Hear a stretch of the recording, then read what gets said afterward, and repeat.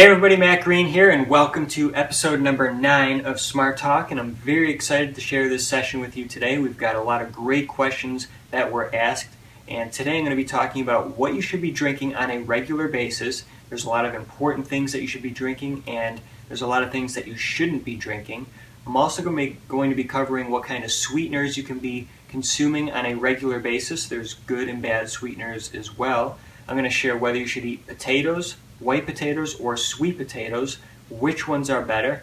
And also I'm going to show you how to reduce your consumption of pasta so you can reduce inflammation. I have a really powerful trick that you can use to reduce your consumption of pasta, and it tastes really great. So let's get started, and let's get started with the first question.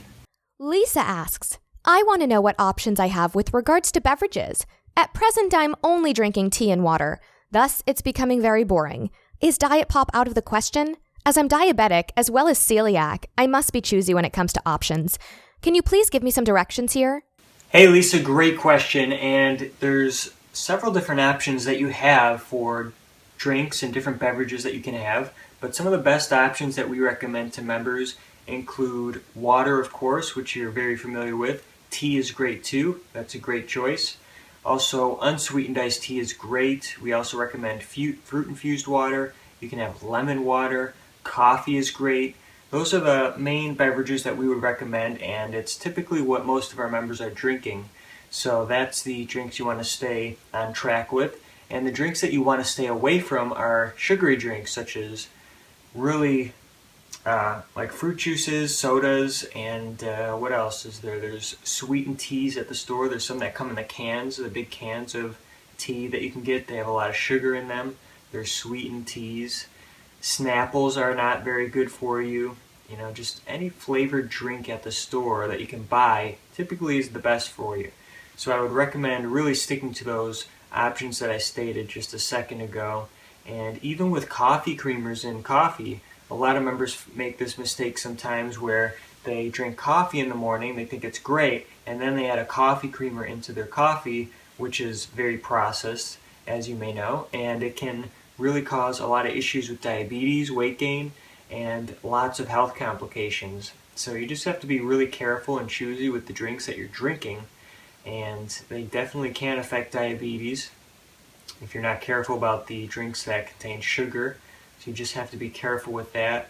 But yeah, the main drinks that I would mainly stick to, I'll list them again, which would be water is number 1, tea is great, hot tea or unsweetened iced tea is great, coffee's fine, fruit-infused waters. There's a lot of recipes for waters where you can mix fruit into them and infuse them with the fruits, or even cucumber water is another really popular one.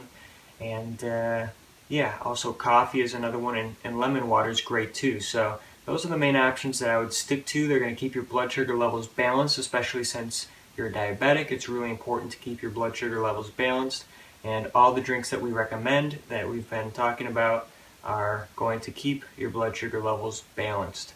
So that's what I would recommend drink-wise. Marilyn asks, I don't like quinoa. Can I substitute rolled oats?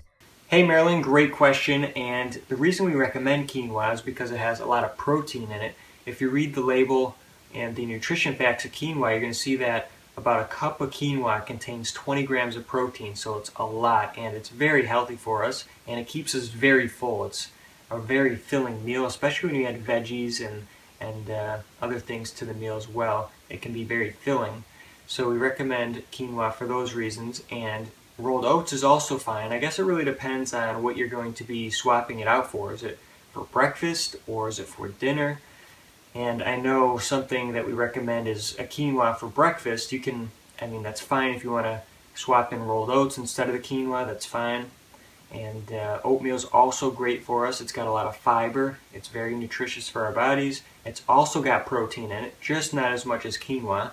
And if you were going to have the oatmeal, what's really cool is you could also add a little bit of coconut sugar on top of the oatmeal. That would add a little more flavor to it. Or you could add a little bit of honey. That would also be fine as well.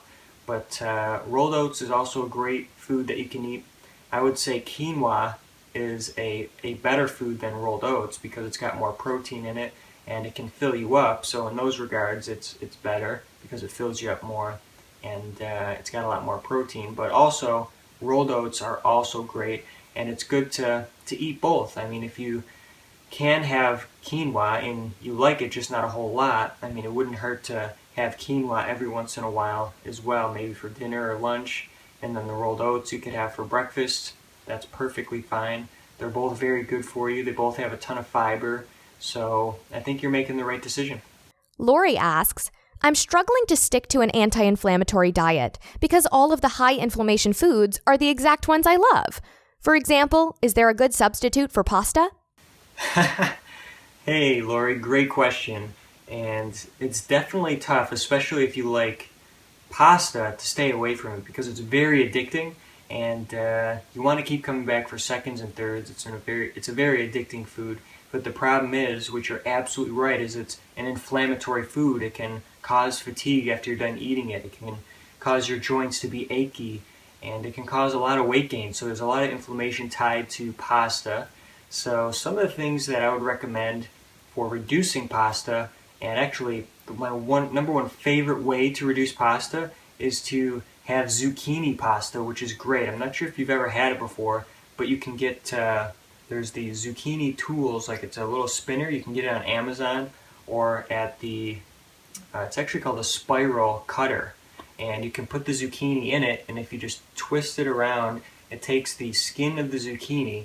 If you put it into a pan and you just cook it for about 2 minutes with some organic butter or coconut oil, you can also mix in some garlic, salt and pepper, and once it's cooked for about 2 minutes, it gets really soft and it tastes really great. You can eat it just plain like a veggie, and it tastes like pasta. It's very soft, so it's got the same consistency of pasta, just tastes a little bit different, and it tastes really great with all the pepper, salt, and garlic in it. I'd highly recommend it, and it's easy to make. It's a lot quicker to make than pasta. You can also add sauce on top if you wanted to. It just depends on what you like and what kind of taste you're trying to add. If you added sauce, it would taste a little more like a pasta dish. You can try and see which sauces work best for the zucchini. Everyone's got their own preferences, and that would be the number one thing I recommend. Or you could just have pasta, but really limit it. For example, have it on your free day. You could have it once a week on a free day, and that would be perfectly fine as well. You don't want to be too restricted. You want to be able to eat the foods that you really enjoy as well.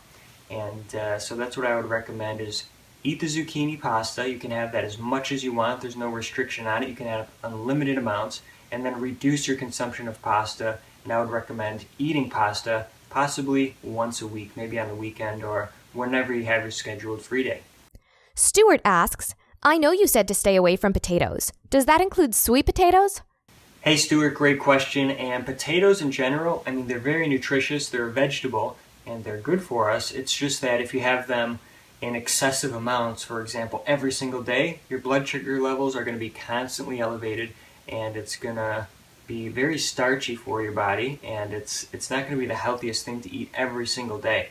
I'd recommend eating potatoes in moderation, and sweet potatoes are a little bit better than white potatoes, but overall they're pretty similar, so I'd recommend eating them in moderation. Maybe, once every 3 days would be a great time to eat potatoes, and you could have them with dinner. You could even mash them up and add a little organic butter into a pan and mix that together, and that tastes really great as well. And another thing that you could have, it's similar to mashed potatoes, which would be something like an acorn squash, which is really great. That's something you could add into your mix of foods and veggies that you're eating. And so yeah, sweet potatoes are fine to eat.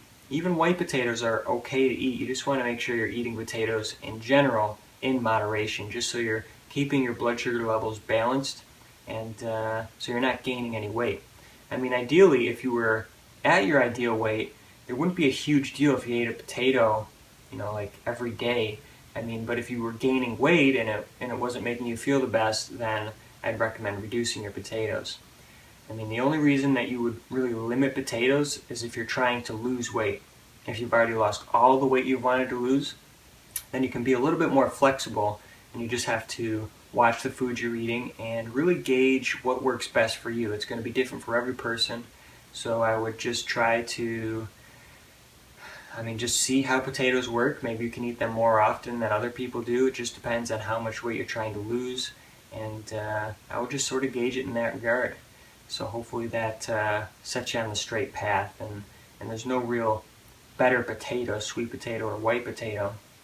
And in general, they're good. They're just not great things to eat all the time because they're starchy. So hopefully that helps you out and sets you on the straight track. Janice asks, are there any sugar substitutes that you'd recommend, or should all of them be completely avoided? Hey Janice, this is a very popular question. I'm glad you asked it because there's a great answer that I wanted to share with a lot of people. And sugar substitutes are really tricky. There's so many out there. There's probably 50 different sweeteners that you could choose from. There's several different kinds of stevia, for example. So it's really, really tricky to choose sweeteners that are healthy, that are going to help add quality into your routine. So some of the sweeteners that I would recommend, there are good ones out there, and one would be honey. You can have that in moderation. There's also coconut palm sugar, which is another great sugar that you can consume as well, and it works good. Like, for example, let's say you're making an acorn squash. Something really popular, a recipe, is people put brown sugar when they're cooking the acorn squash in the oven. Something you could do instead of that is using coconut sugar, and you could put that in the squash, and that's a better alternative for brown sugar. So there's lots of different options and tweaks that you can add. Fruits are good sweeteners too. So if you were making like an apple crisp, we have an apple crisp recipe. The main sweeteners are in there are the apples themselves. We add a little bit of honey, coconut palm sugar, and there's a few sweeteners that we recommend. Those are them, just the honey, coconut palm sugar. Stevia is good too. It's a 0-calorie sweetener. You can use that as well. You just want to try to stay away from the ones that contain natural flavors. It's hard to find a good stevia brand that's really clean. So just watch out on the labels when you're choosing stevia, because there's several different kinds at the store, I'm sure you may have noticed. And also another one that's okay in moderation is an organic cane sugar. Typically I don't use it, but every couple months I'll use it for something, for some recipe. But that would be a fourth one that you could have maybe in moderation. And the great thing about these sugars that I'm recommending is that they all have vitamins and minerals in them, so they contribute to your body, and they add quality to it. So it's not like you're eating really processed sweeteners. These are really healthy sweeteners. The processed sweeteners that you want to stay away from include brown sugar, white sugar, and high fructose corn syrup. Those are terrible sugars that you want to stay away from. So that's what I would really recommend for sweeteners in your routine.